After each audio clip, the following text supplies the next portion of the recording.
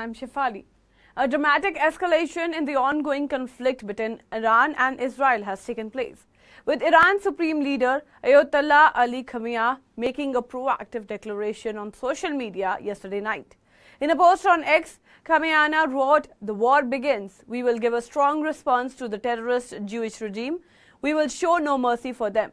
Now, following this, Iran launched 25 missiles at Israel, marking what many international observers now consider a formal declaration of war.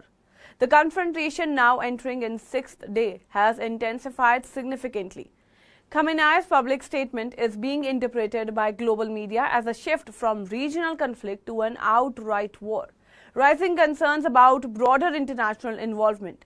Reporters suggest the United States would soon be drawn in, with former President Donald Trump already taking significant steps. After returning from Canada, Trump convened a meeting with his national security team at the White House, and where the decision was made to send additional fighter jets to the Middle East. Sources also confirmed that US is considering targeted strikes on Iran's nuclear infrastructure, particularly the Fordo nuclear facility. Now, according to officials, any such attack could involve the use of bunker-buster bombs and support from aerial refueling aircraft for long-range operations. Meanwhile, the human toll is rising rapidly. Iran reports 224 deaths and 1,277 injuries within its borders due to Israeli strikes, though a US-based human rights group claimed the number of far higher, reporting 585 deaths, including 239 civilians and 126 security personnel, with over 1,300 injured in Israel. Now, in Israel, 24 people have died and more than 600 people have been injured in retaliatory Iranian attacks. The situation has sparked global concern, with a YouGov survey revealing that 60% of the Americans believe the US should avoid direct involvement in the Iran-Israel war. Only 16% support intervention, while 24% remained undecided. The segment cuts across political lines. 65% of Democrats, 53% of Republicans, and 61% of independents oppose US engagement. Now, tensions are further exacerbated by Iran's internal crackdown on communication apps. The government has warned citizens against using platforms like WhatsApp and Telegram, claiming Israel is using them for targeting purposes. In response, WhatsApp expressed concern over these claims, saying they may be used as a pretext to block the app. The company reaffirmed its stance on privacy, noting that it does not track users' location and that all communications are end-to-end encrypted. The conflict has now drawn in multiple international actors. Britain has deployed fighter jets to the Middle East to protect its nationals in Cyprus, and Oman to support alleged forces in necessity.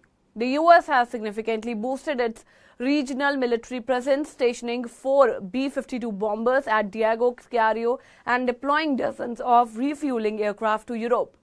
The Pentagon has also placed troops on high alert in key Middle Eastern countries, including the UAE, Jordan, and Saudi Arabia. Now, there are concerns that Iran could retaliate against American army bases across Iraq and the Gulf region if the US enters the war. On the ground, the Israeli military has ramped up its operation, launching airstrike targeting ballistic missile launchers to central Iran. Israel jets forced Iranian forces to re-position from western Iran to Ifran. In retaliation, Iran has launched additional missile attacks on Israeli territory. The Israeli army has warned residents in Tehran's District 218 to evacuate, indicating it planned to target military installations there soon. Explosions were heard in Tehran and the nearby city of Karaj today as Israeli strikes intensified. Iran claims it has used its advanced Kheri-Shakan missile system for the first time against Israel missiles capable of striking targets up to 1,450 kilometers away. In a television interview, Israeli Prime Minister Benjamin claimed that the conflict could trigger a revolution with Iraq and possibly strengthen the Ibrahim. The Accords, the diplomatic agreement between Israel and Arab nations. Now, Netanyahu described Iran's supreme leader Khamenei as a modern-day Hitler and asserted that the regional balance of power is shifted from Israel's favor. In parallel, US President Trump made 3 posts on its social media platform, Truth Social. He claimed that US has complete control over Iranian airspace and warned that they know the location of Iran's supreme leader, although he added, "We will not kill him, at least not now." His final post included a cryptic message, "Unconditional surrender," sparking speculation that US is pressuring Iran to end hostilities swiftly.